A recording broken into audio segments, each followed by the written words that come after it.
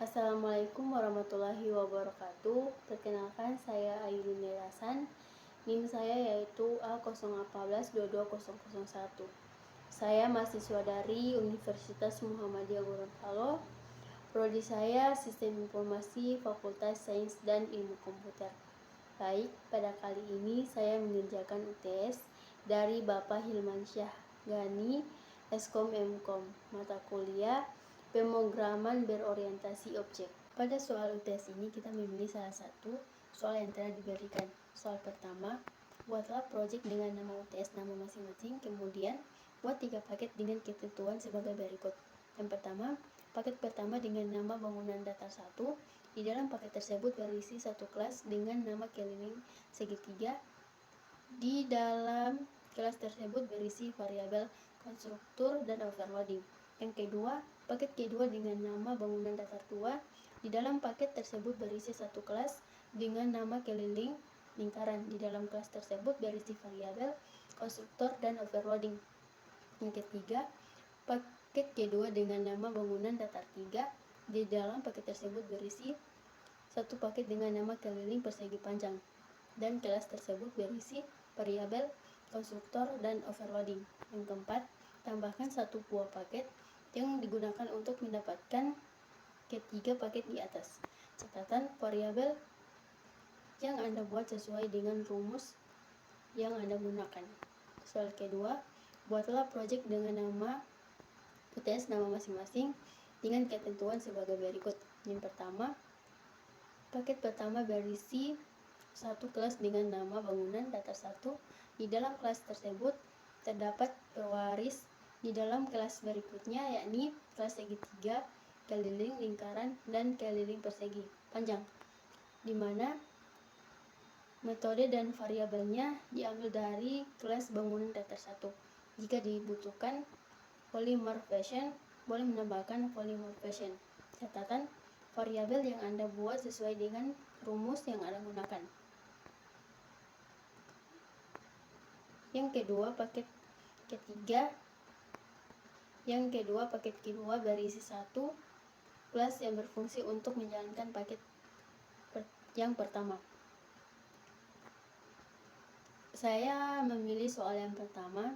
Alasan saya mengambil soal pertama, menurut saya soal yang pertama itu lebih mudah untuk saya pahami dibandingkan soal yang kedua.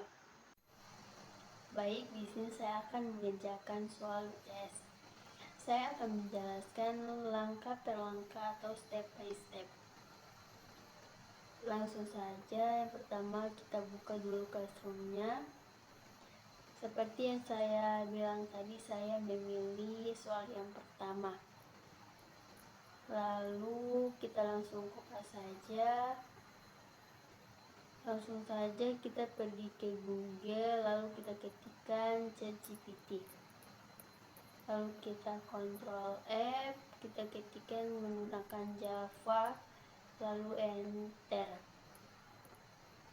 BTW, saya ada cara termudah untuk mengerjakan UTS ini, yaitu menggunakan tools AI. Sementara ya sedang berjalan. Nah, ini langsung muncul kode-kodenya atau source code. Buat kalian kalau menggunakan tools AI, pastikan kalian sudah mencoba atau mengerjakan project agar mengetahui basic-basic dari bahasa pemrograman ini sendiri atau kode-kodenya. Pastikan kalian paham agar kalian tinggal copy paste saja. Sebelumnya kita buat dulu filenya. Kita new, lalu tambahkan folder, lalu kita ketik UTS pemrograman berorientasi objek. Setelah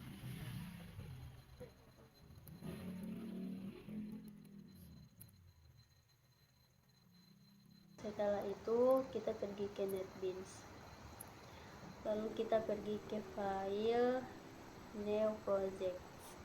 Nah, di sini kita pilih Java, lalu kita Java application, lalu kita next. Di sini kita tulis UTS underscore Ainun R titik Hasan, lalu pergi ke browser, pilih folder yang kita buat tadi, lalu open, finish.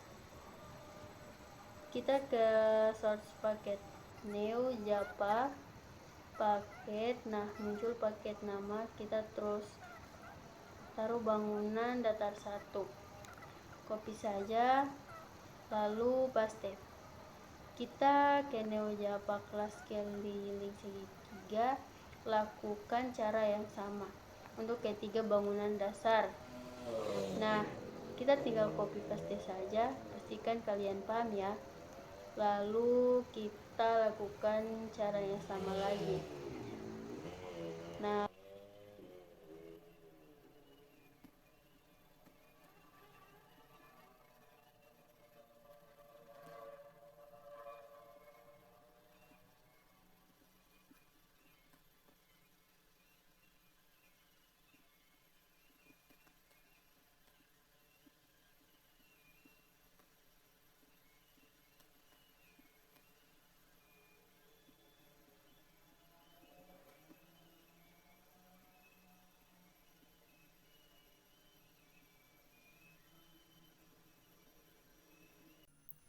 mengapa error?